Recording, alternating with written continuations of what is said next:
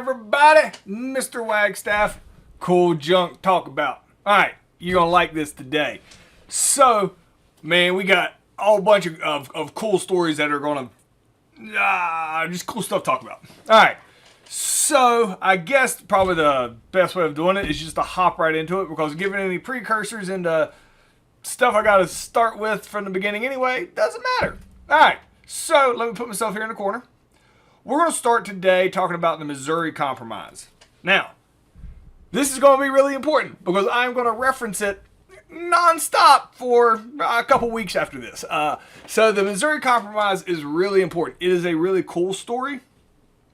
I think you'll be somewhat interested in it here, but you really got to make sure you pay attention because I'm going to reference it a bunch.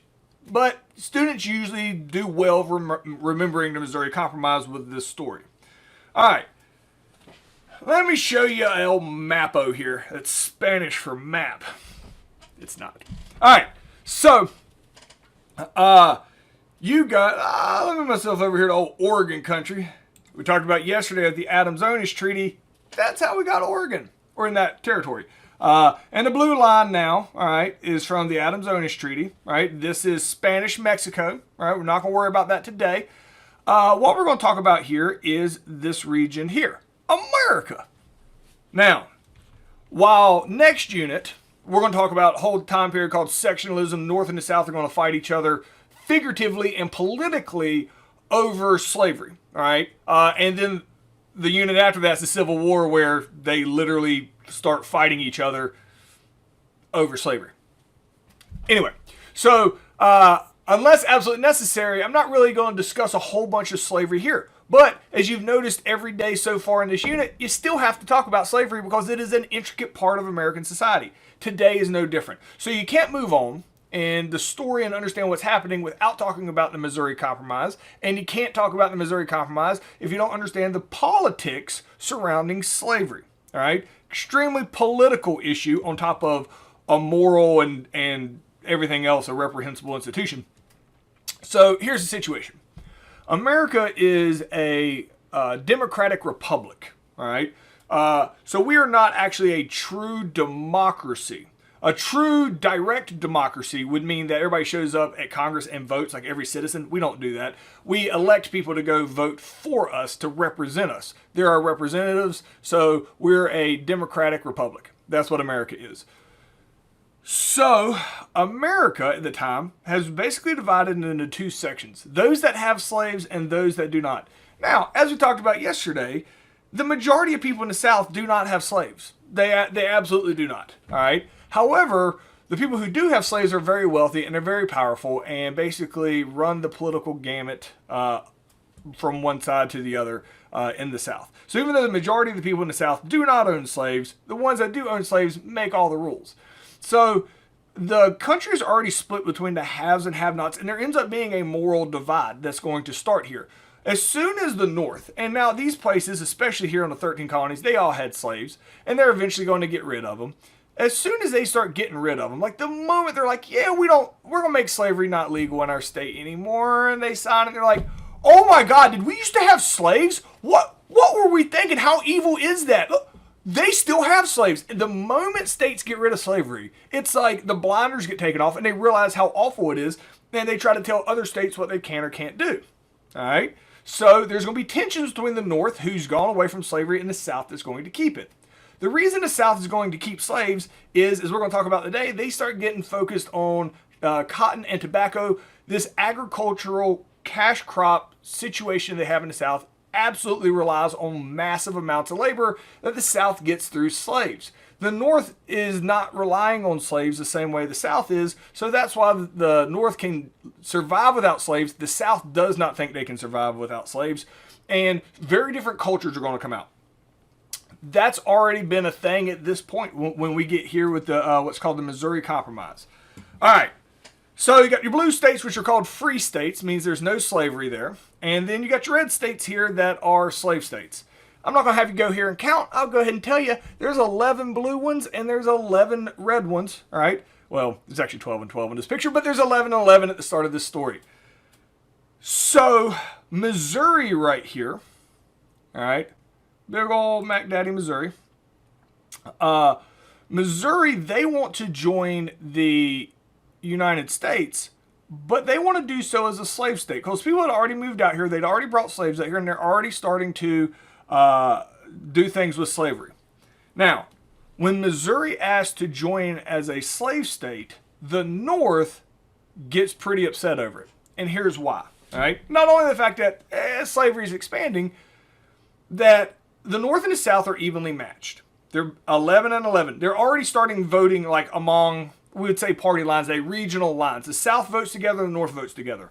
It works out fine because there's an even number. All right? Well, Missouri wants to come in as a slave state. That would mean the South has 12 states and the North has 11. And the North is like, nah, not a thing that's going to happen. So they bicker and they bicker and they complain and they complain and they complain. And then they come up with a compromise. And it's called the Missouri Compromise. When the Missouri Compromise comes up, it makes everybody happy. All right? At the time, it makes everybody happy. So I want to explain to you what the Missouri Compromise is, and you need to understand the concept behind it. All right?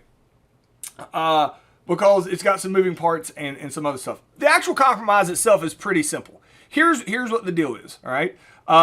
So Missouri right here. Boop. Missouri, sure. You can come on in as a free state. Or, sorry, come on in as a slave state. So Missouri, slave state, they can come in. Now, here's one of the things that North didn't like about Missouri coming in as a slave state, other than the fact that it was a slave state, is if you notice how far north, all right, boop, how far north Missouri is. Missouri is like the most far north state that there can be, or slave state at this point. The North is afraid all these little areas up here, these will all turn into states, and if they let this precedent happen, make little random states here, all right, that all of these can be slave states, and that is what the North does not want, because again, it's a number of states one way or other. So Missouri gets to come in, Missouri gets exactly what they want. However, Maine, who had like 3 people in it at the time, the North is like, Maine, you're now a state, and they're like, wait, what? And they're like, yeah. Get on in here and you're a free state. And Maine's like, oh, okay. So they kind of speed up the process of bringing Maine in as a free state so that it's 12 and 12. All right. So it's, stay with me here. All right. It's 12 and 12. It's pretty straightforward. All right. Then there's a rule. This is the big part of the Missouri Compromise that we're going to talk about and reference quite a bit. After the Missouri Compromise is made, there is a new rule that gets put in place with the Missouri Compromise. Because the North was terrified that slavery would spread north after this, because Missouri was so far north, they said, all right, we're going to let Missouri come in, but here's what, from now on, this line right here, that is called the 3630 line. Actually, it's a line of latitude. It runs all the way around the, I don't know why I took it off my screen because you ain't going to see that. But this line right here, all right, boop. I can't draw a line straight, save my life. That is called the 3630 line. From now on, after the Missouri Compromise, all right, if a state comes in below the 3630 line, they can be a slave state. They have the option. They can be a slave state or a free state, but they can be a slave state. If they come in above the 3630 line, they are now required to be a free state. They cannot have slavery above the 3630 line. Now, so even though the South got Missouri in, which is a pretty dominant slave state, this is actually a huge win for the North. Because the North is like, man, the South is really like committed to that slavery thing. But after the Missouri Compromise, it looks like slavery is going to die off. And the North isn't even going to have to do anything. Because here's what's going to happen. Eventually, Arkansas will be a state. All right? And that's probably going to be a slave state. Then, even if they split it into 2 states. All right? State there and state there. You got 2 more slave states. How many states do you think are going to come in up here that is above the 3630 line? Just making random states here. 1, 2, 3, 4, 5, 6, like 6. Eventually, based on this map right here, who's going to end up outnumbering who? The free states will eventually outnumber the slave states, and then the free states can be like, slavery's illegal. Like, they thought ahead of this from the beginning. That is how they're going to do it. They're going to outnumber the South and then just force the South to give up slavery. All right? That is their logic. So the Missouri Compromise makes everybody happy at the time. The South gets their slave state that's kind of far north. The North, all right, is promised that from now on, no slave states can exist above the 3630 line. Now, spoiler alert, here's what's going to eventually happen that's going to cause all the issues, is we, America, is going to take over this land right here. Oh, that's a really awful circle. All right, most of that land is below what line? It's the 3630 line. When we gain all this land and now all of a sudden there's a place for slave states to spread, tensions go ballistic. This is why that wasn't thought to be an option when the Missouri Compromise was made. The idea was eventually the South is going to run out of places to make slave states. The North won't. Eventually they're going to outnumber them. So the Missouri Compromise is very important because once you start gaining territory, tensions start skyrocketing because there is this existing rule of the 3630 line, and anything above it cannot be slave, and anything below it has the option of being a slave state. All right, so the question here is, how did the Missouri Compromise, though it added an additional slave state, really limit the ability of slavery to expand in the future? So answer that in complete sentences, understand that concept, pause me if you need to, because we're going to reference it a bunch in basically everything up into the Civil War. Is the tensions over the Missouri Compromise are going to get tense over that 3630 line. All right, growth of a national economy. America about to make some money. Now, America's going to make a bunch of money. And really from the beginning, we do a good job making money. The problem is, really from the beginning, it's really just the rich people that make money, and they make a ton of it. So we're going to start talking about today in America, in the 1800s, how America started making bank. As in, like, if you take everybody's money in the country and you lump it all together, we make a bunch of money as a country. But if you actually come over here and look, you'll realize most people are dirt poor. But there's a group of people that is crazy rich. And we'll talk about that here in a second. All right. So the Industrial Revolution. The Industrial Revolution starts in the late 1700s.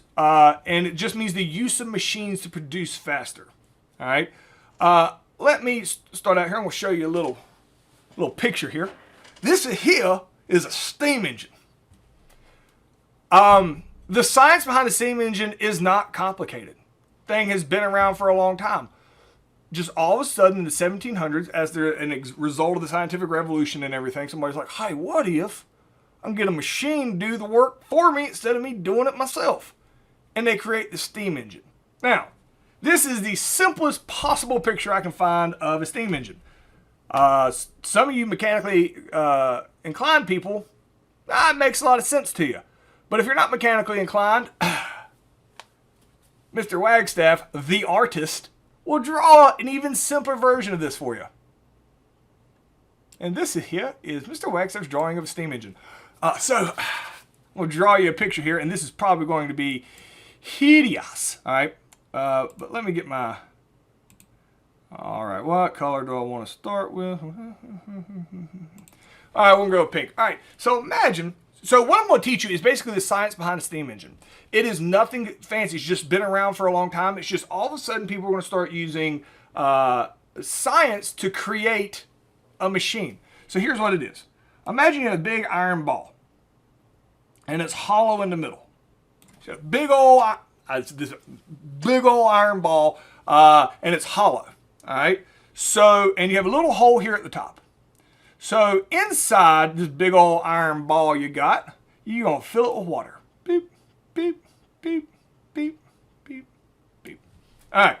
So you filled it with water. All right. Then you're going to put a fire under it. This is my fire. It was like Bart Simpson hair, but it's fire. Fire. All right. So you put fire underneath it. Guess what's going to happen to that water? All right. It's going to boil. Hey, little boil bubbles. Looks kind of like a face. Put one over here. All right.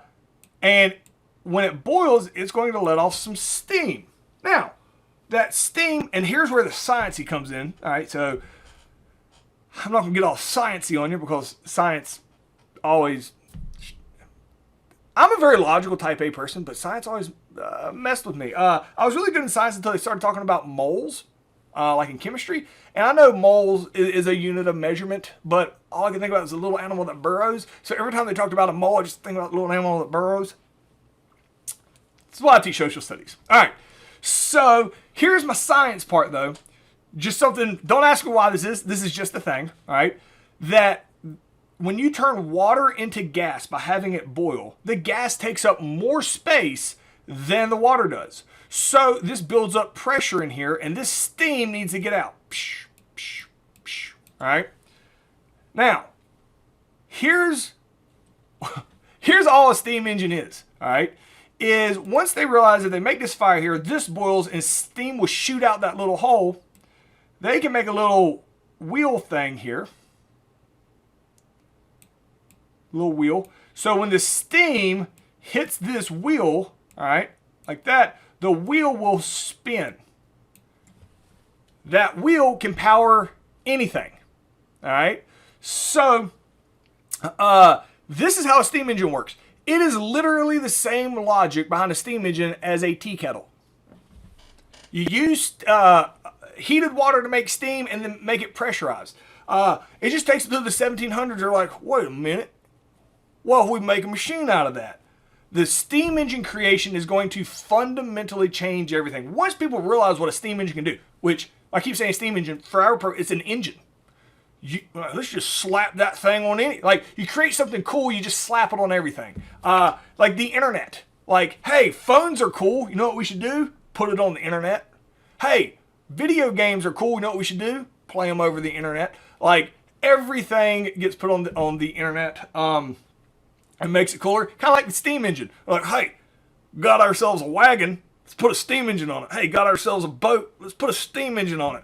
Hey, got ourselves and whatever it was like slap a steam engine on it. And the steam engine and having a machine that produces things, or you can use it to do a lot of stuff that manual labor used to have to do, is going to skyrocket factory work. All right, and it's going to lead to this thing called the Industrial Revolution that we're going to start talking about today. So you probably, maybe, I say you probably, oh, that's the button I want. You may have heard of the Industrial Revolution before. Well, I wanted to clarify here. We are, I guess, technically in the fourth Industrial Revolution. The one we're talking about is here is the first Industrial Revolution, the steam engine powered one. All right. So we're about right here in timeline. All right. In American 2, the second part of this course, we'll talk about the electricity, and that's with Rockefeller and Carnegie's and guys. Then your computing revolution is going to end up being like the 70s up until the 90s. And then the intelligence revolution is kind of like the internet revolution, or what we have present day. So the Industrial Revolution, we're talking about the original one. They started slapping these steam engines on everything. Now, one of the reasons, and we don't actually start the Industrial Revolution. The Industrial Revolution actually starts in England, but America takes it and runs with it. Here's why. We have like a market revolution in America. So in America, it's called the market revolution, in large part because we're just going to allow people to be rich. But we'll talk about that when we get to the economy portion here. So the steam engine comes out, fundamentally is going to change a bunch of stuff. Leads to a bunch of factories. This is a group of kids. We'll talk about laissez-faire and the economy of just, there's hands off, you can do whatever you wanted. Kids would work for less. So we'll reference this more in the next unit. So with the steam engine comes out with interchangeable, or the steam engine comes out, starts the Industrial Revolution. There's a couple things that are going to get invented in America that is going to fundamentally change human society from there on. One of them, actually both of these things are going to be invented by the same dude, a dude named Eli Whitney. All right. So Eli Whitney, let me start. I'll just show you, throw this picture up here, old Eli Whitney. Eli Whitney invents two things. He invents this thing called interchangeable parts. So what happened is Eli Whitney sitting around one day. He's a really smart guy. And the government needs somebody to go make like 10,000 guns for him. All right. So what happens is everybody's bidding on it. It's like, I can do it for this amount of money. I can do it for this amount of money. And he's like, well, I can do it for this amount of money. And it was like way less than everybody else. And the government's like, sold to this Eli Whitney guy we've never heard of. And everybody else is like, shucks. And they walk away. Now Eli Whitney has to make like 10,000 rifles for the government. Eli Whitney has never made a rifle before. You think they would check his references before they gave him the contract. So Eli Whitney's like, how in the world am I going to make 10,000 rifles? So what he does is he comes up with this idea of interchangeable parts to try to be able to mass produce rifles. So what he does is he goes, instead of making 10,000 rifles, he's going to make one perfect rifle.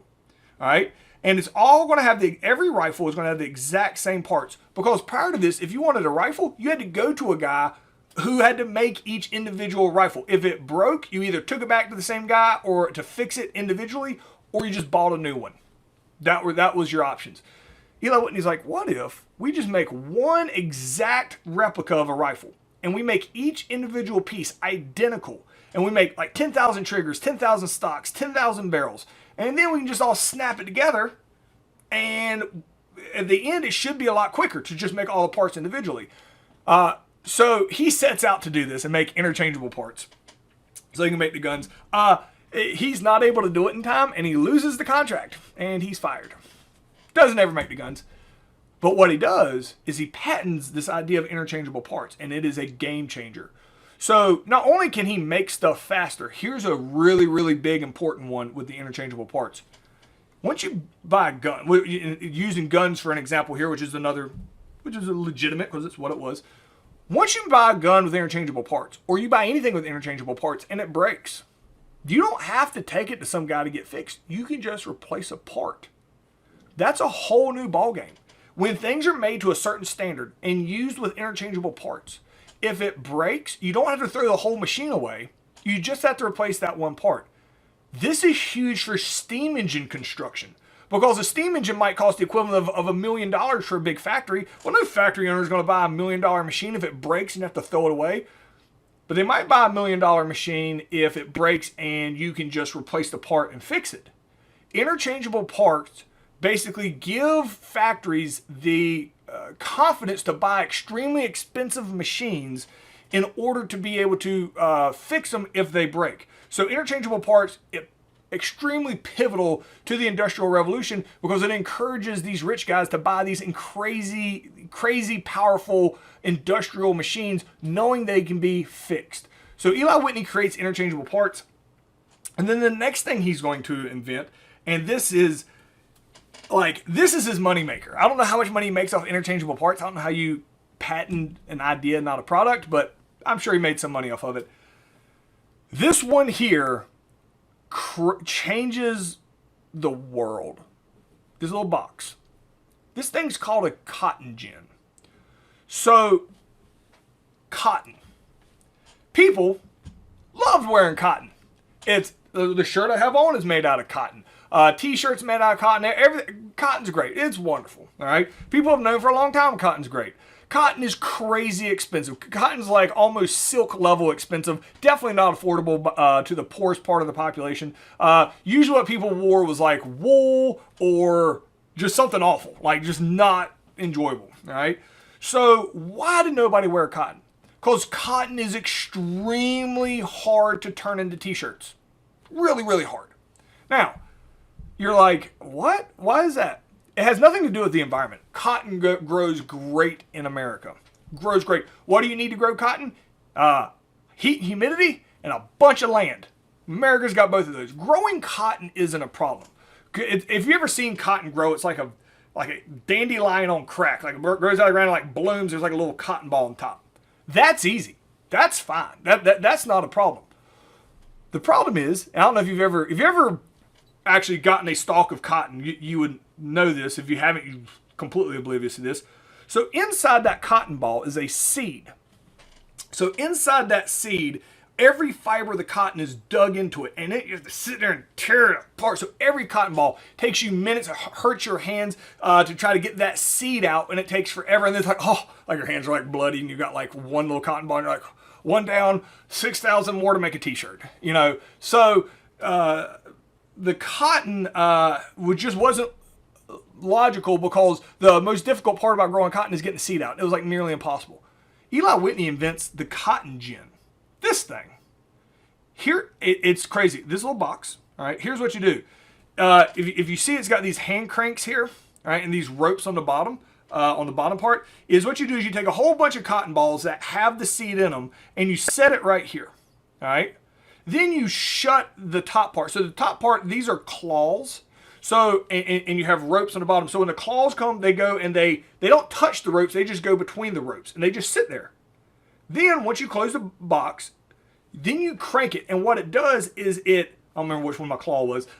It moves the ropes in a circle and the claw holds the seeds in place and it just rips all the cotton off of the seed. Instantaneous. Shut it, crank it, boom. Now the hardest part of growing cotton, de-seeding it, is the easiest. It doesn't do anything. The moment he patents the cotton gin, and he sells this thing for like $300, which today would just be some astronomical price. Look, I made this wooden box, $50,000, and everybody's like, $50,000? That's ridiculous. I'll take 3. Like, he makes a killing off of the cotton gin. The cotton gin is fundamentally going to change America instantaneously. Cotton can make more money than tobacco. So all of a sudden, what happens is the cotton gin comes out and it is going to basically, so there are still places that are going to grow tobacco, North Carolina, Virginia, and stuff like that. However, how it affects slaves is really important right here. So what's important to understand at this point of the 1800s, the international slave trade has been outlawed and has been outlawed for over 100 years. It means there's no new slaves coming from Africa. The rest of the world has been like, that's messed up. Like, we're not doing that anymore. The only real place on earth that is a modern country at the time that's still committing to slavery is America. All right. So there's no new slaves that you're going to get. There's no more slaves. All right, the slaves you got is the slaves you got. This is why America goes in the really like brutal version of like if you're born a slave, you're automatically a slave. That is not typical. It did happen other places on Earth, obviously, but America to fully commit to like one of the most brutal and inhumane versions of slavery, where you're born into it, and it's not like you're not like a prisoner of war or like this is a punishment or something like that, like how slavery had been used in other societies. You're like born into it and you can never leave. Is a pretty brutal version of slavery. So when the cotton gin comes out, plantation owners are like, wait, I can make a whole bunch of money? So getting land wasn't the issue. They might have been growing tobacco on like 50 acres of land, all right? And they might have had 50 slaves for 50 acres of land, all right? And that's how much you needed to grow tobacco, we'll say, all right? Well, tobacco, you couldn't mass produce. Like, you couldn't grow 500 acres of tobacco with only 50 slaves because the tobacco will rot before you can ever harvest it. Cotton doesn't do that. Cotton will sit there long enough. So what happens is when these owners switch from tobacco to cotton, instead of growing 50 acres, they're going to grow 500 acres. Guess how many slaves they got? 50. Now, do they have tons of money? Should they be able to go buy all the slaves they want? Yeah, there is no more slaves because you can't get any more slaves from Africa. All right, there's no more slaves coming into the United States. The slaves you got are only slaves that you got. All right, and ain't nobody selling because slaves are going to make you bank. So this is when the traditional, just horrific daily life of a slave is going to begin, is growing cotton. Now, as we talk up to present day, people still grow cotton and go out and pick cotton, and it is a hard job. But people choose to still do that. What you got to understand about the slaves is they were being asked to do the amount of work that 7 or 8 different people would typically do per person. So the cotton gin makes everybody switch over to growing cotton, but there were no additional slaves to manage this massive amount of crops that they are now going to grow. So what happens is that everybody aggressively attaches to their own slaves. And nobody is selling. It used to be when people would die, they'd free their slaves. That don't happen anymore. The only way to be able to produce this amount of cotton that is needed in the United States is to use slaves with it. And when the cotton gin comes out, it's going to make everybody hold on to their slaves even harder. And when they hold on to their slaves even harder, it makes the South more reliant on the cotton. Here's where we talk about hypocrisy. So the North is like, oh, that's so awesome, awful, get rid of your slaves. So the South starts making bank off of growing cotton, makes tons of money off the back of slaves. You know where their actual money comes from? The North. Because guess who buys all the cotton from the South? The North. The North turns it all into t-shirts, textiles, and then they turn around and sell it to the rest of the world. So the North is making a ton of money selling the cotton they're buying from the South while simultaneously talking trash to the South about how evil slavery is. Hypocrisy all around. And who's going to lose here? The slaves. People who have absolutely no say-so in their lives. But the cotton gin is fundamentally going to change the need for slaves in the United States. So that's what the questions are here. We talked about those in detail. Pause me if you need to. That's as far as we're going to get today. And I will see you guys tomorrow.